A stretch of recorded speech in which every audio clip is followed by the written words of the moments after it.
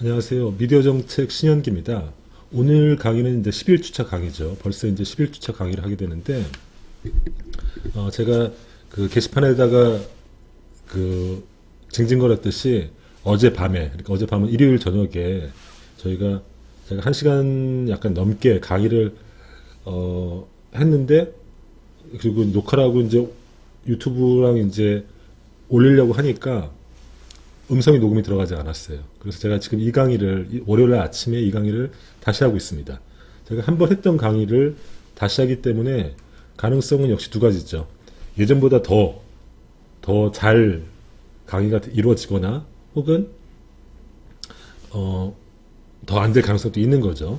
그래서 어쨌든 오늘 강의는 어떤 내용이냐면은 포탈에 대해서 다룹니다. 지금까지 우리 강의를 한번 되짚어 보시죠. 지금까지 했던 강의가 신문에 대해서 주로 얘기를 했고, 그다음에 신문과 관련된 어떤 신문을 중심으로 발전했던 언론의 자유, 그것의 제한, 여기에 대해서 얘기했고, 방송에 대해서 얘기했죠. 방송과 관련해서 공영방송과 종편방송에 대해서 얘기했고, 그와 관련된 방송의 공익성이라든지 혹은 언론의 다양성이 왜 중요한지 이런 문제를 얘기했습니다. 그와 관련된 어떤 소유권 구조 규제에 대해서도 얘기했고요. 그 다음에 중간고사 끝난 다음에는 뭘 했었냐면은 미디어 효과라는 것들이 어떤 게 있는지, 미디어가 굉장히 사회적 소통의 매개로서 굉장히 중요한데, 그리고 특히 이것은 여론을 형성하는 데 굉장히 중요한 역할을 하는데, 어떻게 미디어가 사람들에게 작용을 해서 여론을 만들어내는지, 이와 관련된 이론들, 대표적으로 아젠다 세팅이라든지, 프라임 이론이라든지, 점화 이론이죠.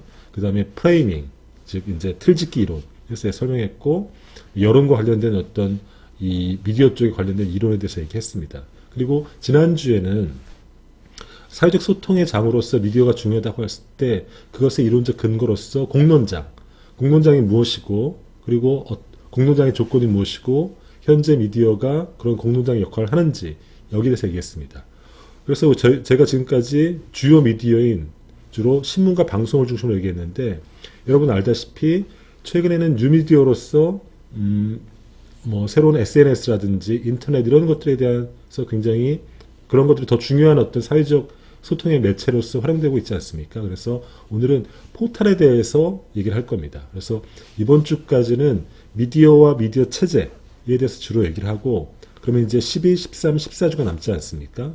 그 주에는 정책 PR에 대해서 주로 얘기할 겁니다. 그래서 정책 PR은 무엇이고, 그 다음에 정부가 하고 있는 정책 PR의 현황들에 대해서 좀 얘기를 하고, 그리고 정책 PR이 왜 중요한지 이런 얘기를 하고자 합니다.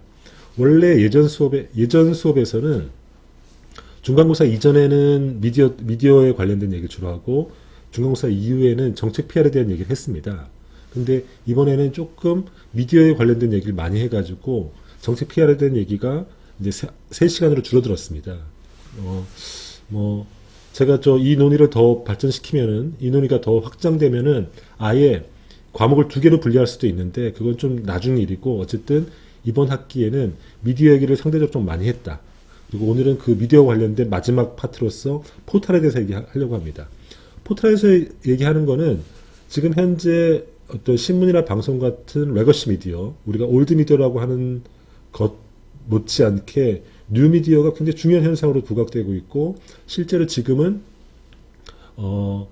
미디어 생산자보다 미디어가 어떻게 더 유통되는지가 더 중요해지고, 그리고 그 뉴스 미디어를 유통하는 데 있어서 지금 현재 포탈의 지배력이 굉장히 높지 않습니까? 그래서 포탈과 관련된 쟁점들을 살펴보는 게 의미 있겠다 싶어서 포탈을 마지막 시간으로 했습니다.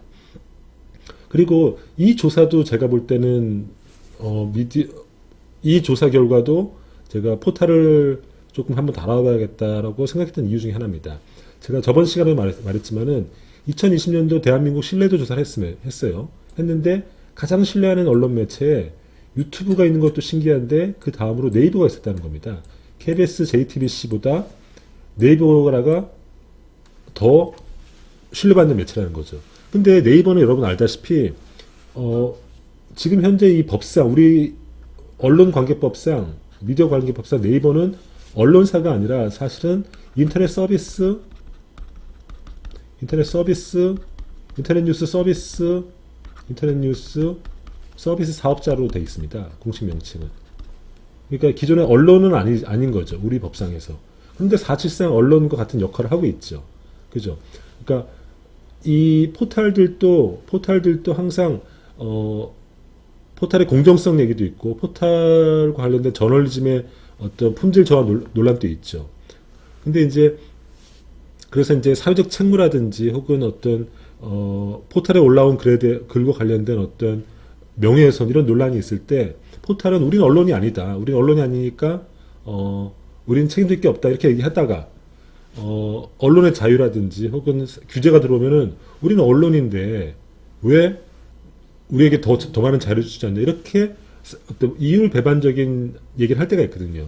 그리고 사람들의 인식 속에서도 여기서 볼다시피 네이버를 사실상 언론으로 인식하고 있거든요. 포탈을. 그래서 이 포탈과 관련된 논란과 정말 포탈을 어떻게 지금 현재 우리가 어떻게 규율을 하는지 뭐 이런 것들을 오늘 얘기하고자 합니다. 한번 보시죠. 여러분들이 이제 포탈에서 더 잘할 텐데 한번 짚어보시죠.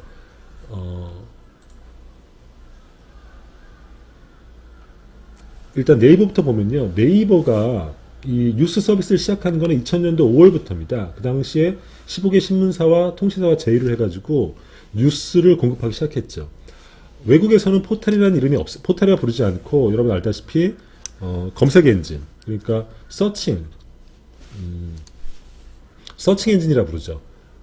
그러니까 구글을 보십시오. 구글을 보면은 그냥 그 박스가 있고 박스에서 뉴스를 검색해서 그 뉴스 기사가 검색되면은 그 뉴욕타임즈라든지 워싱턴 포스트 거기에 들어가서 뉴스를 보는 거죠.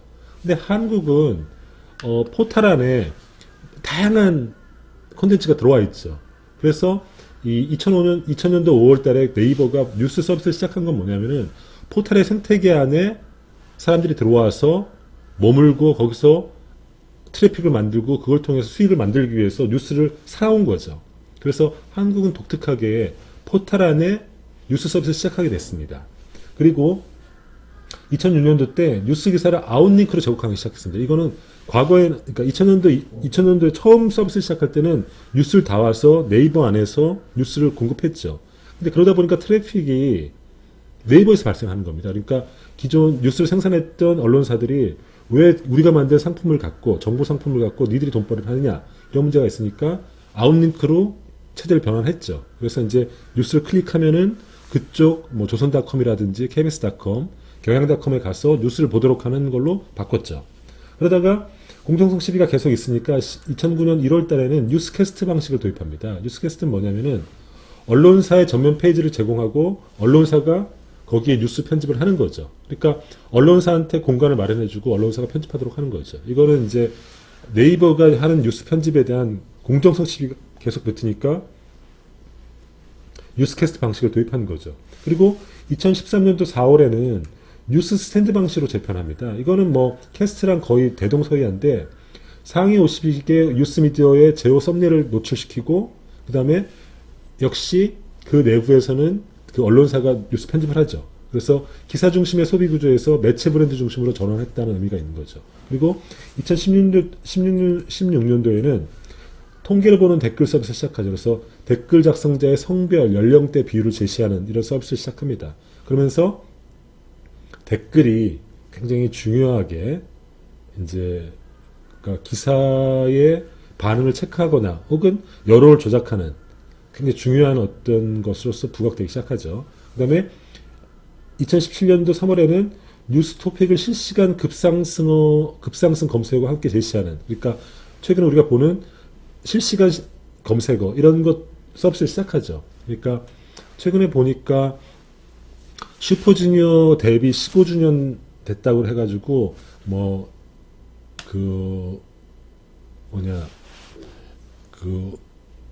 슈퍼주니어 검색어 상위에 올리는 이런 것들을 하는 캠페인 같은 걸 하던데, 이런 식으로 실시간 급상승 검색어를 서비스를 시작했습니다.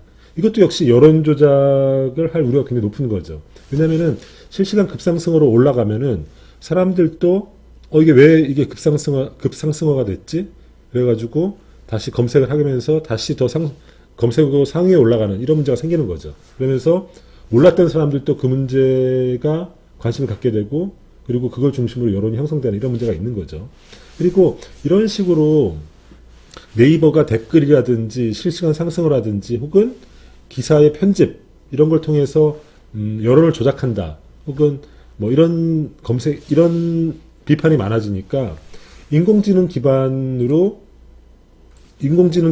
AI 중심으로 기사를 추천하는 시스템을 도입을 합니다. 이게 이제 네이버는 에어스라는 거고 카카오 다음은 이제 루빅스라는 건데, 그러니까 우리는 이제 AI로 기사 편집을 하고 AI로 추천하기 때문에 우리는 인간이 관여하지 않는다 이런 걸로 하면서 공정성 시비에 손을 떼려고 그러니까 거기서 자유해지려고 했던 거죠.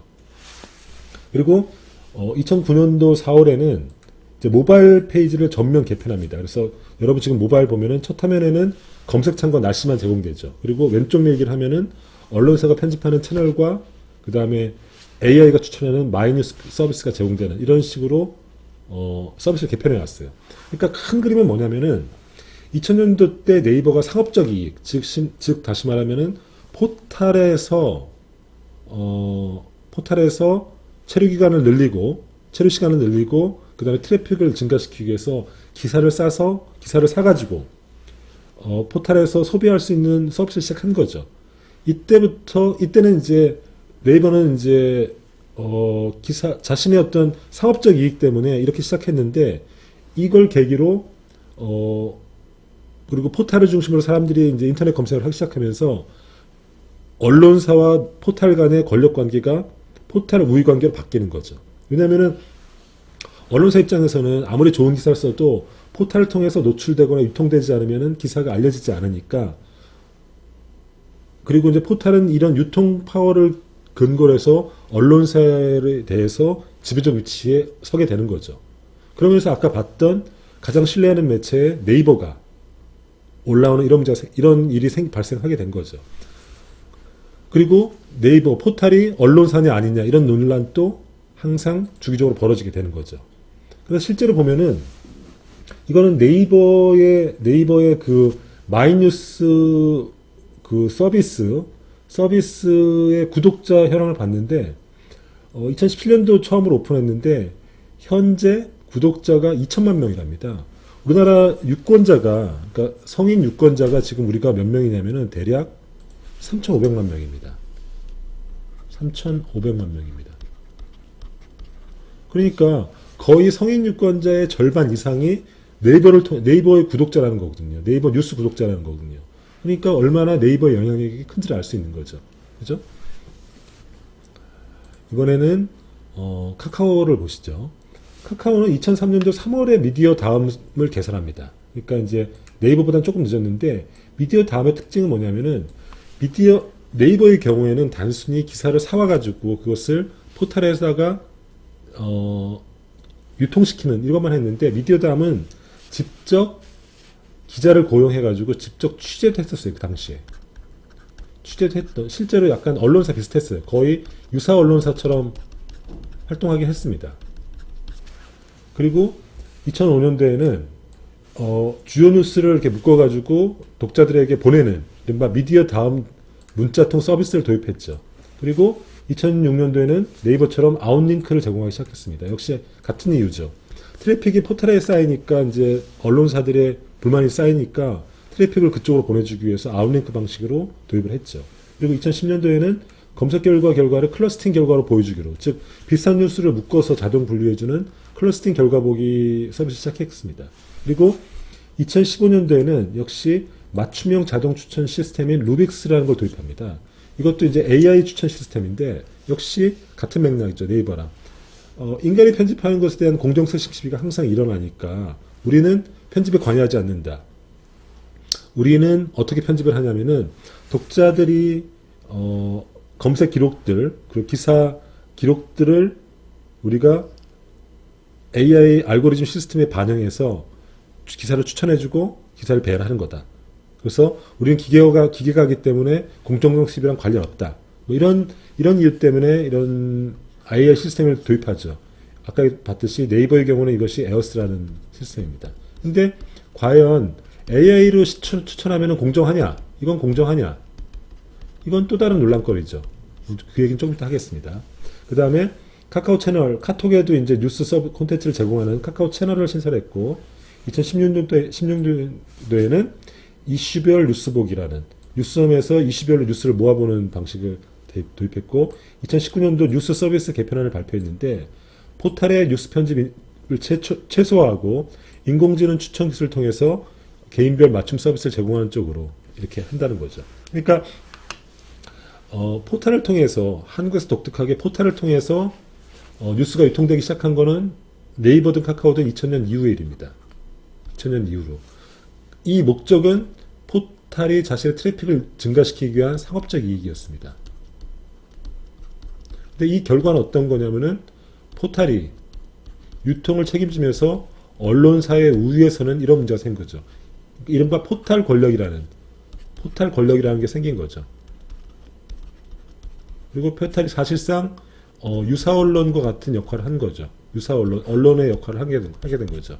그러면서 이른바 뒤에 살펴보겠지만은 공정성 시비, 그 다음에 저널리즘의 품질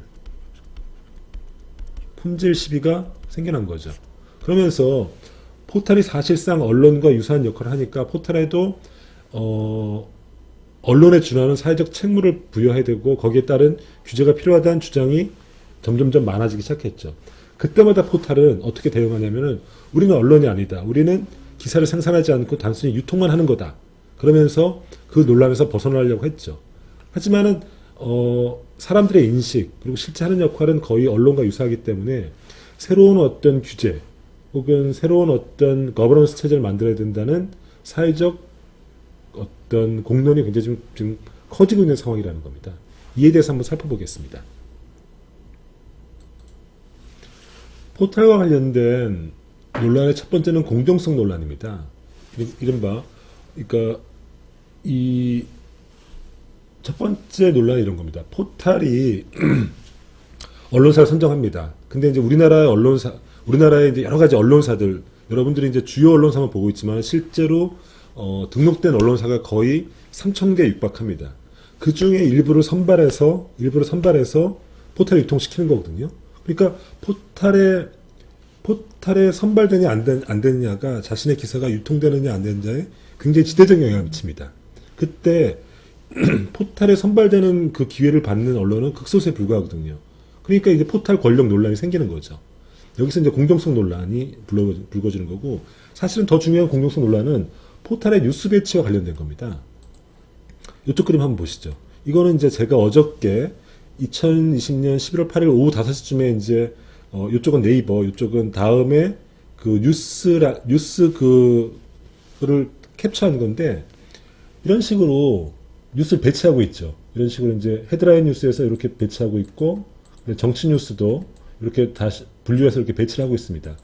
우리가 신문 배치에서 봤듯이 포탈에서는 이런 식으로 단순히 뉴스를 배치하는 것은 특별한 어떤 가치 판단을 개입하는 겁니다. 요 기사를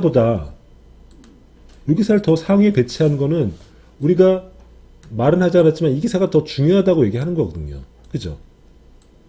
그리고 요 기사보다 여기를 더 이렇게 사진까지 넣어서 배치하는 거는 이 기사가 더 중요하다고 자의적인 혹은 어떤 자신의 가치 판단에 개입한 겁니다. 그러면은 이 과정에서 포탈의 가치 판단, 즉 편집에 있어서의 가치 판단이 개입되는 거죠. 그리고 이것은 사실상 언론의 중요한 기능 중에 하나입니다. 그죠? 그러면서 여기서 굉장히 시비가 붙는 거죠. 왜 이 기사를 올렸느냐, 왜 이 기사를 내렸느냐, 반대로 왜 이 기사는 중요한 기사인데 올리지 않았느냐, 이런 사회적인 비판들, 그 다음에 당사자들의 비판이 생길 거 아닙니까?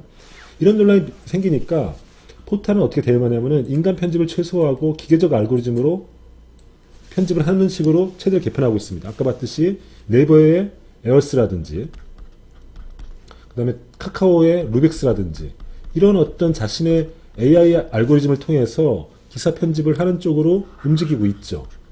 그러면서 굉장히 객관적인 것처럼 얘기하는데, 문제는 뭐냐면은 이 알고리즘 자체도 사실은 인간이 만들었기 때문에 이 알고리즘이 어떤 가치 판단이 들어간지 알 수 없다는 거예요. 무슨 말인가 하면은 알고리즘을 만들 때, 이것이 인간이 설계를 할 때 이러이러한 요건을 충족하면은 상단에 배치하고 이러한 요건이면은 기사를 삭제하고 이런 식의 알고리즘을 만들었을 거 아닙니까?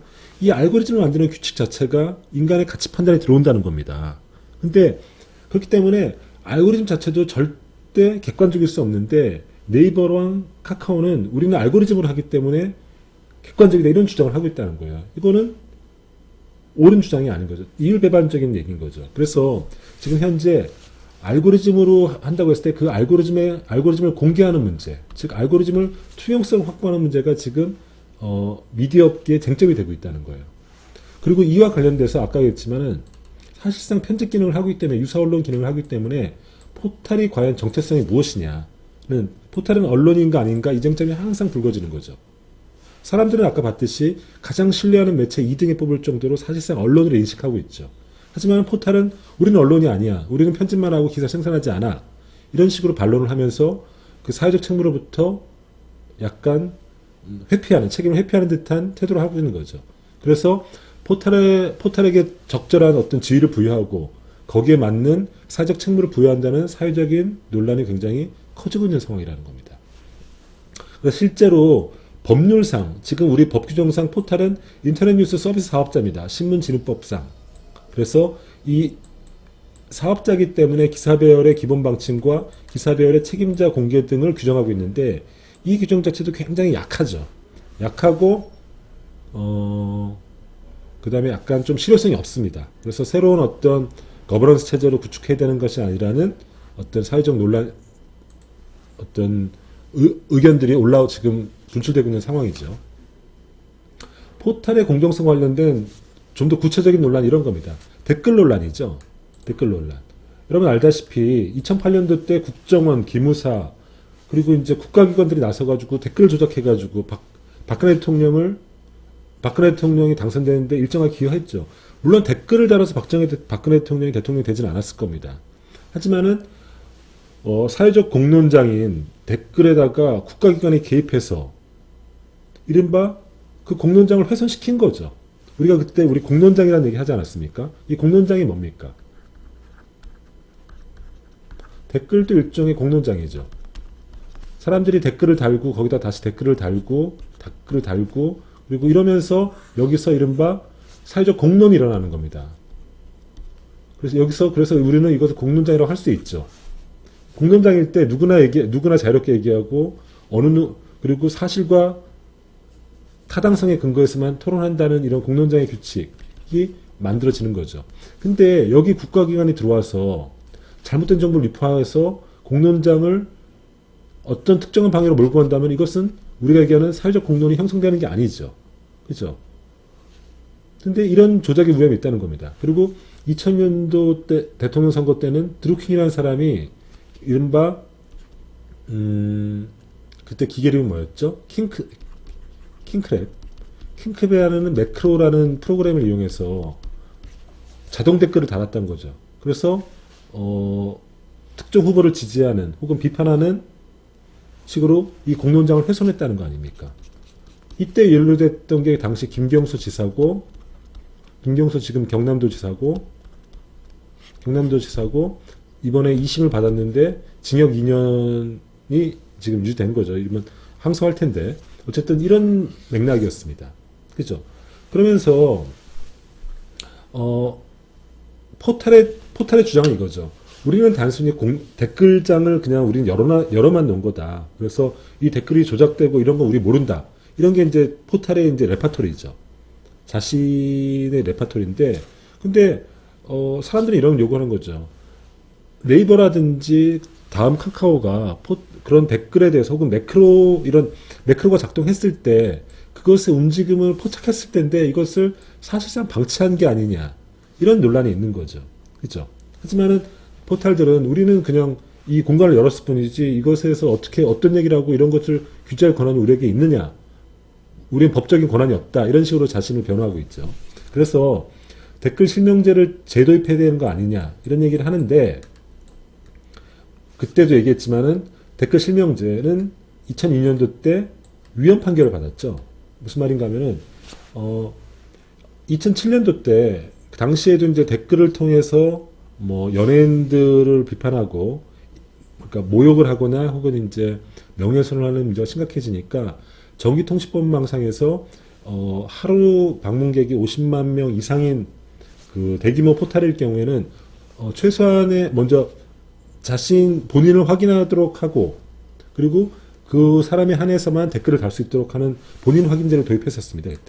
그때 기준은 아마 일일 방문자 50만 명이었을 겁니다. 50만 명 이상일 경우에는. 그래서 했는데 이게 과잉금지 2002년도 위헌 판결을 받았습니다. 이때 과잉금지 원칙을 위반했다는 건데 이때 논리는 이거였습니다. 이 제도를 도입의 취지는 정당하지만은 우리 법은 취지가 정당하더라도 수단에 있어서 그 수단이 너무 지나치면 안 된다는 원칙이 있거든요. 이게 이제 과잉금지 원칙인데 이게 과잉금지 원칙을 위반했다고 보는 거예요. 그리고 인터넷은 사실은 익명성이라는 것들이 어떤 자유의 필수적인 조건인데 그것들을 지나치게 제한한다. 이런 논리를 위헌 판정을 받았어요. 그러니까 우리는 댓글 실명제 도입하는데 이 헌법상에서 헌법 위헌 판결을 받은 걸 근거로 인터넷 실명제 도입하기 쉽지 않죠. 그렇다면 결국은 포탈이 이런 킹크랩이라든지 이런 어떤 댓글 조작에 대해서 충분하게 모니터링할 책임이 있는데 과연 포탈이 그렇게 하고 있느냐 이게 항상 사회적 논란이 되고 있는 거죠. 두 번째 논란은 이제 검색 공정성과 관련된 논란입니다. 아까는 이제 편집 공정성과 관련된 논란인데 검색 관련해서도 논란이 되고 있어요. 뭐냐면은 실시간 급상승어. 우리가 이때 최근에는 이제 실시간 검색어 급상승을 보면서 여론이 조작될 위험이 있는 거죠. 이때 네이버가 과연 여기에 개입하느냐 개입하지 않느냐. 어떤 것들은 실시간 급상승어를 네이버가 특정한 주제를 실시간 급상승어로 올리느냐 올리지 않느냐에 따라서 여론이 굉장히 달라지거든요. 어떤 민감한 주제에 대해서 정부의 압력을 받고 실시간 사람들이 검색을 많이 하는데도 검색어를 올리지 않으면은 그 여론은 잊혀지는 게 되는 거거든요. 사람들에게 관심사에서 약해지는 거거든요. 그리고 자동완성. 우리가 자동완성 연관 검색어 알죠? 어떤 것들을 어떤 연예인들의 이름을 치면은 그 연예인과 관련된 스캔들이라든지 어떤 사회적 논란이 같이 뜨는 것들을 경험했을 겁니다. 근데 어떨 때 보면은 어떤 외부의 압력에 영향을 받아서 그 검색어 자동완성 검색어에서 빼는 경우가 있어요. 혹은 어떤 검색어는 계속 유지함으로써 그것 몰랐던 사람도 그 문제를 알게 되는 문제가 있죠. 이때 어떤 것은 선택하고 어떤 것을 선택하지 않는 것에 따라서 공정성 시비가 항상 있는 거죠. 그죠? 그래서 이 말은 뭐냐면은 이런 실시간 검색어 혹은 자동완성 검색어를 통해서 포털이 사실상 여론의 게이트키핑 역할을 한다는 거예요. 자신들이 어떤 것들은 선택하고 어떤 것들은 버림으로써 여론이 형성되는 데 있어서 문지기 역할을 한다는 겁니다. 그죠? 그러면은 네이버라든지 카카오가 이 과정에 과연 개입하느냐 안 하느냐 이것들은 정말 퀘션 마크라는 거 아닙니까? 그래서 네이버나 카카오는 우리는 기계적 알고리즘으로 자동적으로 한다고 얘기하지만은 알고리즘 자체의 투명성 문제가 아까도 얘기 있고 그 다음에 과연 인위적으로 개입하느냐 안 하느냐 이거는 알 수 없는 문제죠. 그죠?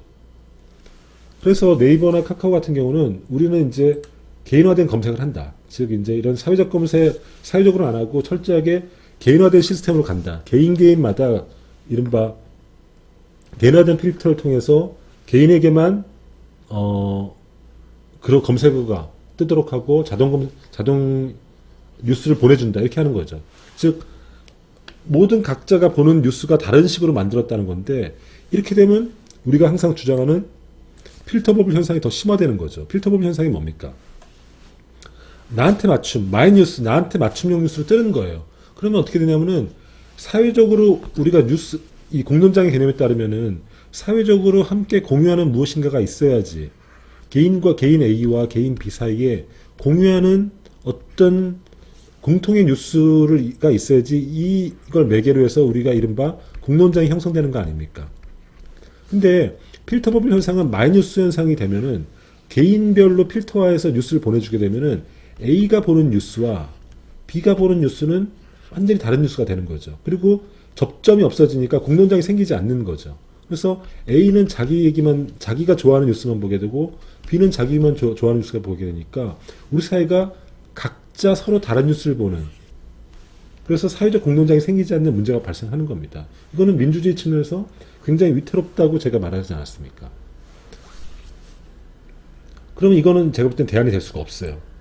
그러면 포탈이 내놓는 또 다른 대안은 뭐냐면은 이 이른바 검색 중립성을 위해서, 즉 검색 어떤 공정성을 위해서 기계적 알고리즘을 이용한다는 건데, 기계적 알고리즘을 하더라도 이것을 완벽하게 객관적으로 얘기하기엔 기술적으로 불가능하고, 그리고 시민사회나 혹은 비판적인 사람들이 당신들의 알고리즘을 공개해라, 어떤 식으로 이 검색을 하든지 편집을 하는지 공개하라고 하는데, 기업 입장에서는 우리의 영업비밀이다, 그것은 어떻게 알고리즘을 구성하는지 우리의 영업비밀이니까 공개할 수 없다, 이런 식으로 맞서고 있는 거죠. 그러니까 문제 핵심이 이런 겁니다. 포탈의 영향이 너무 커지고 포탈에 따라서 여론이 바뀌는 현상이 생겨나니까 포탈의 어떤 중립성, 공정성을 확보해야 되는 어떤 시스템을 우리가 만들어내야 되는데, 지금 현재로서는 그 시스템이 마땅하지 않다는 겁니다. 그리고 포탈이 주장하는 어떤 AI를 통한 어떤 기계적 알고리즘도 그 자체로서 공정하지 않다는 거예요. 그 문제에 대해서 한번 살펴보시죠.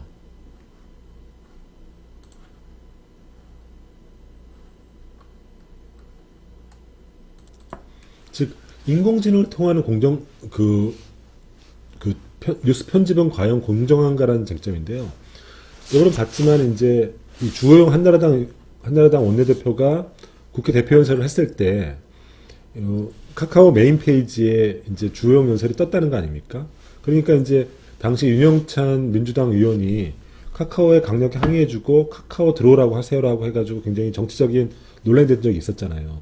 이때 카카오의 자기 항변은 뭐였습니까? 우리는 AI로 하는 거다. 즉, 우리는 AI로 기사 편집을 하기 때문에, 우리는 책임이 없다. 우리는 뉴스 편집에 관여하지 않았다는 건데, 이 말이 과연 옳으냐는 겁니다. 이에 대해서 이재용 대표가 적절히 비판했어요. 포탈에 AI가 했으니까 우리는 중립적이라는 이야기도 윤영찬의 항의만큼 무책임한 답변이라는 거예요. 왜냐? 어떤 가치 판단을 가지고 어떻게 뉴스 편집을 하도록 설계된 AI인지 우리는 모르고 이걸 밝혀야 한다는 거죠. 이른바 알고리즘 투명성 쟁점입니다.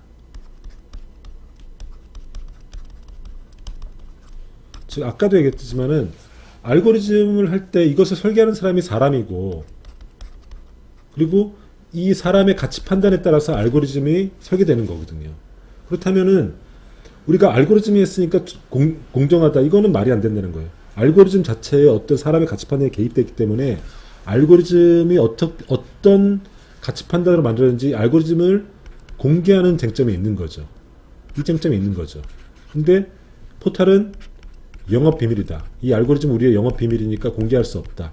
이 쟁점이 지금 맞서고 있는 거죠. 그래서 향후에는 우리가 이제 데이터라든지 혹은 빅데이터 혹은 포탈의 영향력은 앞으로도 점점 강화될 거거든요. 그러면서 이제 포탈의 공정성과 관련돼서 이제 포탈은 항상 이제 알고리즘, 우리는 AI 시스템이다, 이런 식으로 계속 제기될 자신의 방어하기 될 거기 때문에 이 알고리즘을 공개하는 쟁점, 이것들이 앞으로 굉장히 커질 가능성이 있습니다. 포탈과 관련된 두 번째 쟁점은 이른바 포탈로 인한 저널리즘 품질 논란입니다. 이 쟁점은 이제 이런 거죠.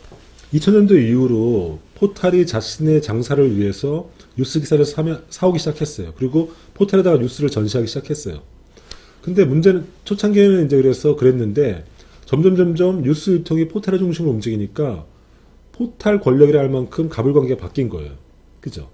그래서 포탈이 뉴스 유통을 지배하게 되면서 언론사들은 어떤 일을 하게 되냐면은 포탈에서 노출이 잘 되는 방향으로 기사를 바꿔내는 거예요. 즉 포탈에서 뉴스 검색이 되고 포탈에 노출돼야지 독자들이 그것을 클릭해서 자신들로 들어오고, 그래서 그것이 트래픽을 발생시킨단 말이죠. 언론의 트래픽을 발생시킨단 말이죠. 그래야지 광고 매출로 이어지니까 눈에 잘 띄게 기사를 변형시키는, 다시 말하는 어떤 낚시성 기사, 속보 기사, 이른바 경쟁 기사, 선정적 제목, 낚시성 제목, 베껴쓰기, 어뷰징. 어뷰징은 뭐냐면은 같은 기사를 계속 제목가리를 해가지고 계속 같은 기사를 올리는 거예요. 그다음에 광고성 기사. 여기 봤듯이 제가 저번 시간에 얘기했듯이 이 기업은 자신한테 돈을 주면은 포털에다가 기사를 노출시키는 자신의 노하우가 있으니까 자기한테 돈을 주고 맡기라는 광고를 버젓이 내고 있는 거예요. 이게 뭐냐면은 이 기업은 우리가 네이버라든지 다음이라든지 네이트에 그 알고리즘 어떻게 하면은 상위에 올라가는지 그 알고리즘 우리가 알고 있으니까 우리한테 의뢰하면은 우리가 그 알고리즘을 이용해서 상단에 노출시키겠다는 광고를 하고 있는 거예요. 이게 뭡니까?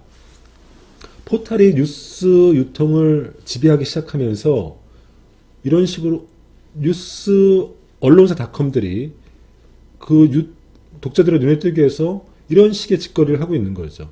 이러면서 저널리즘의 품질이 전체적으로 하락하는 문제가 생기고 있다는 거예요. 그래서 조영신이라는 언론학자는 한국 뉴스 시장의 암담함과 참담함의 기저에는 네이버가 있다라고 말할 정도로 포털이 뉴스 유통을 지배하면서 한국 언론이 전반적으로 품질이 저하됐다는 비판이 있는 거죠. 이거는 우리가 전에 얘기했던 언론의 정파성하고는 다른 얘기입니다. 정파성 얘기는 언론이 자신들의 정치적 이해관계라든지 혹은 정치적 이해관계를 위해서 사실을 왜곡하면서까지 정치적 입장을 앞세우는 경향을 말하는데, 지금 포털 관련된 논란은 그게 아니라 자신의 어떤 뉴스 노출을 위해서, 자신의 트래픽을 위해서 이른바 독자들이 선호한 쪽으로 뉴스의 품질을 저하시키고 있다는 겁니다. 이건 굉장히 심각한 문제인 거죠. 그리고 뉴스 전제로 갈등이 있는 거죠. 그러니까 언론사의 입장은 우리가 뉴스를 제공했는데 우리가 받는 대가가 너무 적다는 거예요. 왜냐면 포털이 니들이 우리 뉴스를 팔아가지고 광고 수익을, 트래픽을 발생시켜서 광고 수익을 얻지 않냐. 근데 왜 우리한테 이 돈밖에 안 주냐는 거예요. 포털의 입장은 이 언론사의 과잉이고, 당신들은 우리 아니면은 기사가 노출되지 않았는데 우리 덕분에 그나마 기사 노출돼서 트래픽 발생시켜서 돈 벌고 있지 않냐. 우리는 줄 만큼 줬다. 이런 점이 항상 있는 거예요. 그죠? 그래서 이 논란이 항상 있죠. 그리고 결국은 사실상 얼마를 주고 얼마로 계약하는지 몰라요. 근데 어쨌든 이 논란이 항상 있고, 제가 앞서서는 지금의 한국 언론 저널리즘의 품질 저하는 포털이 유통을 책임지면서 벌어진 일이라고 포털에 책임을 했지만은, 제가 볼 때는 뉴스 미디어의 책임도 전 적지 않다고 봅니다. 왜냐하면은 새로운 인터넷 환경 속에서 뉴스가 독자들의 눈을 사로잡고 더 품질 높은 저널리즘을 향해서 노력해야 되는데, 우리 뉴 미디어들, 그러니까 언론 미디어들도 포털에 주는 전재료, 포털에 주는 수익에 안주한 측면이 있다는 거예요. 스스로 뉴스를 개발하고 새로운 어떤 미디어의 방식들을 고민하면서 독자들과 함께 나아가야 되는데, 그렇게 하지 못하고 현실에 어떤 포털에 안주한 측면이 있는 거죠. 그러면서 지금 현재 저널리즘 품질 논란은 포털의 책임뿐만 아니라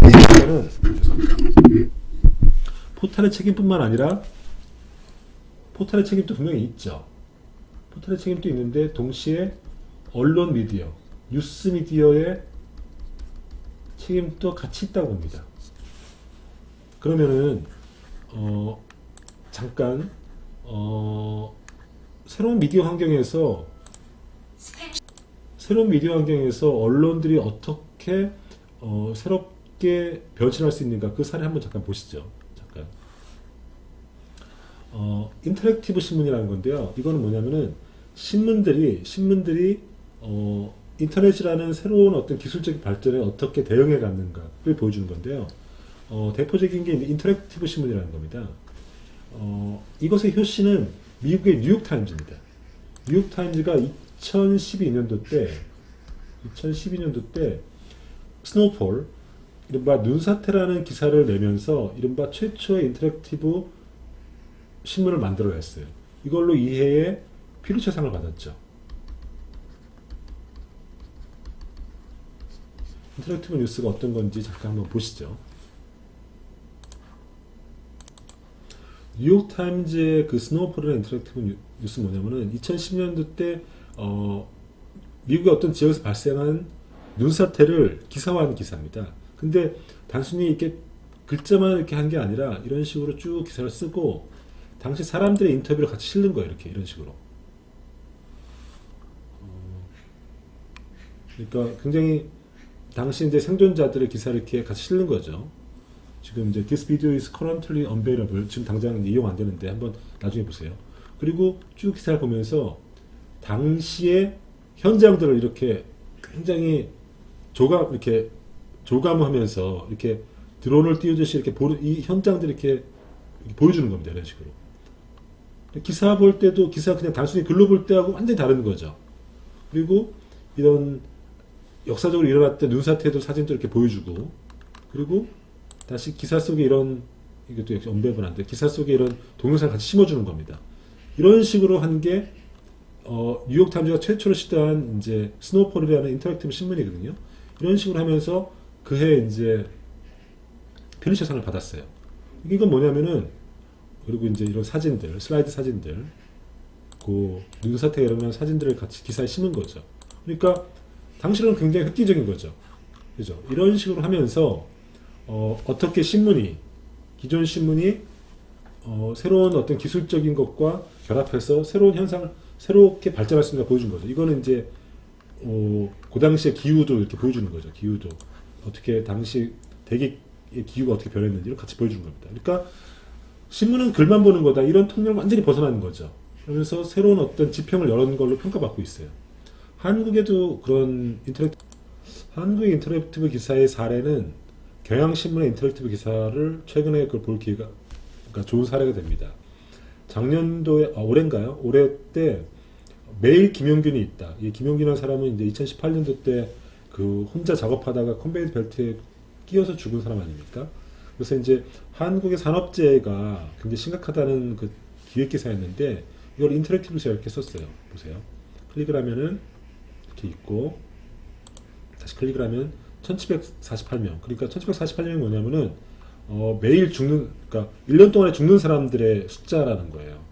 그래서 이렇게 쭉 있고, 이렇게 쭉 기사를 보게 됩니다. 기사를 보게 되면은 이렇게 1700, 그러니까 2018년도 1월부터 2019년 10월까지 죽은 사람들의 숫자인데, 이렇게 보면은 이게 1748명인데 이걸 누르면은 이런 식으로 이 사람이 어떤 식으로 죽었는지, 1748명의 어떤 죽는 과정, 죽었던 그 이유를, 산업재해 그거를 하나하나 다 이렇게 해놓은 거예요. 그러면서 우리 사회에서 얼마나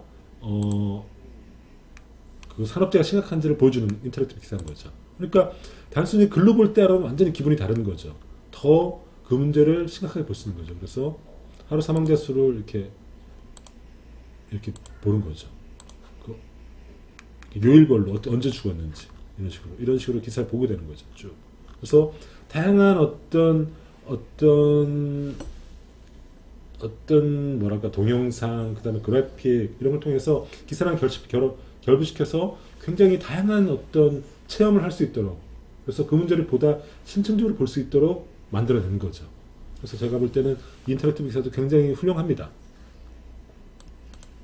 이런 식으로 인터랙티브 기사는 뉴미디어의 시대 때 올드미디어인 신문이 어떻게 변신하고 그러면서 성장해야 되는지를 보여주는데, 문제는 뭐냐면은 아까도 얘기했지만 포탈이 유통을 장악하면서 포탈 자체가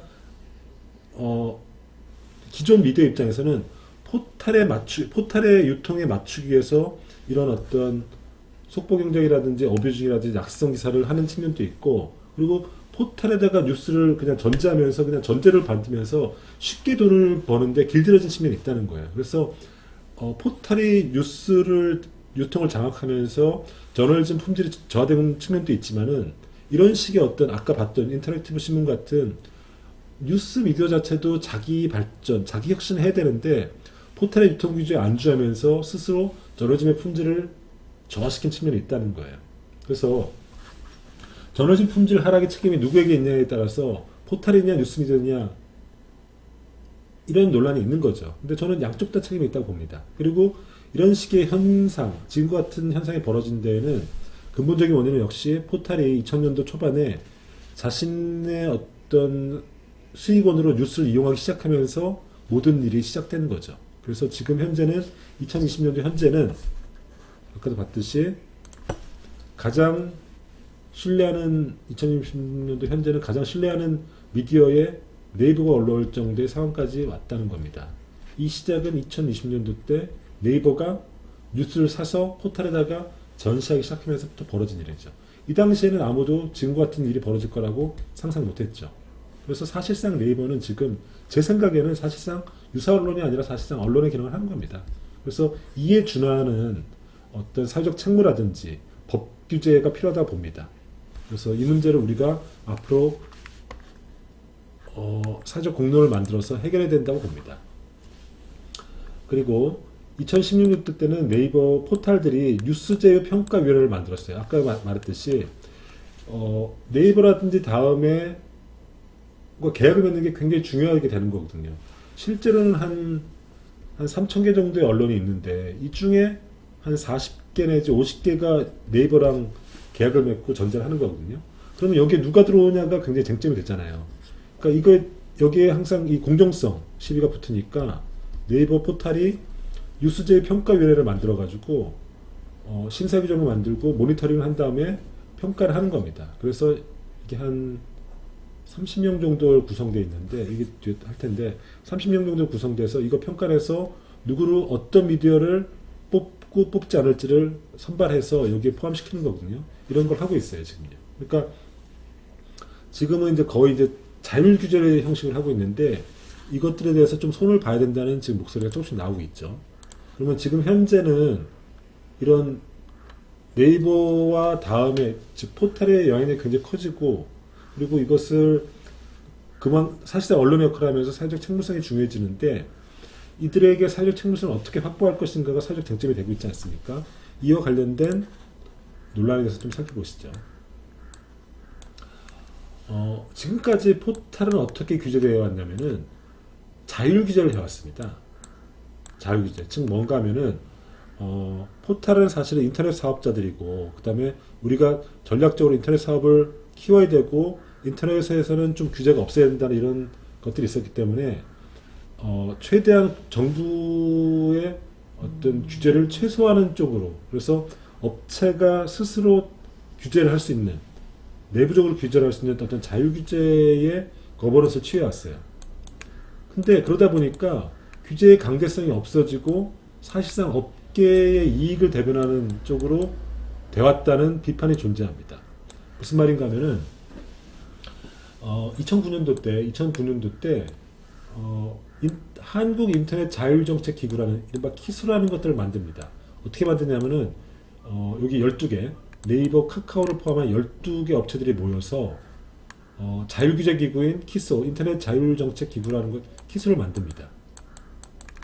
이때 뭐냐면은 2008년도 때 미국산 쇠고기 수입과 광우병 파동이 일어나지 않았습니까? 그리고 그때 이제 인터넷 공간에서 특히나 이제 그 당시에 다음에 이제 아고라를 통해서 괴담이라든지 혹은 뭐 잘못된 정보도 유통되니까 정부에서 조금 니들 좀 이렇게 이런 거 좀 규제를 해 이런 식의 요구가 오니까 알았어 우리는 이런 업체들이 알았어 우리는 정부 간섭하지 말고 우리가 자율규제 할게 이러면서 만든 게 이제 인터넷 키소라는 거예요.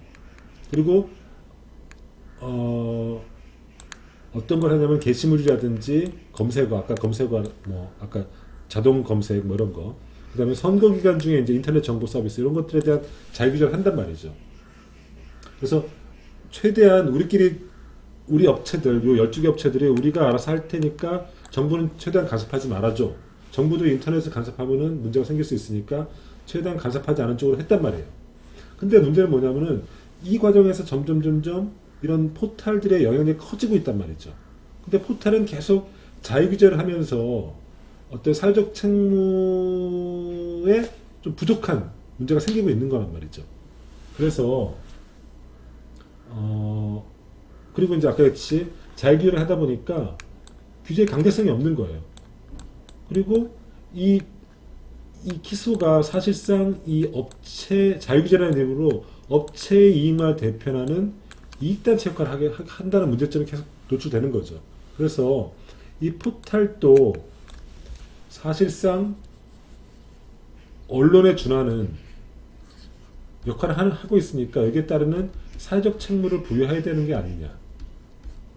그리고 그 사회적 책무를 부여할 수 있는 법 체계를 혹은 거버넌스 체계를 만들어야 되는 게 아니냐. 이런 논란들이 지금 한참 생기고 있다는 겁니다. 그래서 기소에서 뭘 했냐면은 아까 했듯이 인터넷 뉴스 서비스 사업자 기사 배열 규약들 이런 것들 자기가 이제 자유규제하니까 이런 것들을 내부적으로 만들어내요. 어떻게 기사를 배열할 것인가. 근데 이런 것들은 역시 강제성이 없는 문제가 있는 거죠. 그 다음에 아까 했듯이 네이버나 카카오의 제휴 미디어로 등록되는 게 굉장히 중요한데 이것에서 공정성 시비가 일어나니까 한국방송협회라든지 신문협회 15개 단체가 2명씩 선출해서 총 30명으로 위원회를 구성해서 미디어들을 평가해서 40개나 50개를 선별하는 걸 만드는 식으로 이제 지금 운영하고 있거든요. 그러니까 사실상 포탈이나 카카오가 해야 될 것들을 이런 어떤 위원회가 대신하고 있는 거죠. 그러면서 우리는 위원회가 결정하니까 사실상 우리는 책임이 없어. 이런 식으로 포탈이 사실상 책임을 회피하는 수단으로 이용되고 있죠. 즉 한마디로 얘기하면 사회적 책무성을 일정하게 방기하는 측면이 있다는 겁니다. 그래서 지난 20년 동안 포탈이 신문 유통을 지배하면서 사실상 상업적 이해를 출발했는데 지금은 뉴스 유통을 지배하는 포탈 권력으로 성장했다는 거거든요. 그리고 포탈 권력으로 성장하면서 아까 얘기했듯이 공정성 시비랑 저널즘의 품질 시비 이런 것들이 끊임없이 만들어진다는 거예요. 그리고 사실상 언론의 역할을 한다는 거죠. 그래서 지금까지 근데 여기에 대해서는 우리가 규제를 최소화하는 자유 규제를 맡겨왔다는 거예요. 즉 업계가 알아서 잘하기를 해왔는데 여기에 대해서 그 실효성이 있는가? 조금 이런 어떤 새로운 규제 시스템, 규제 거버넌스를 만들어야 되지 않는가? 그래서 이 포탈의 사회적 책임을 더 강화하는 쪽으로 움직여야 되지 않는가? 이런 것들이 지금 현재 어떤 쟁점이라는 것들인 거죠.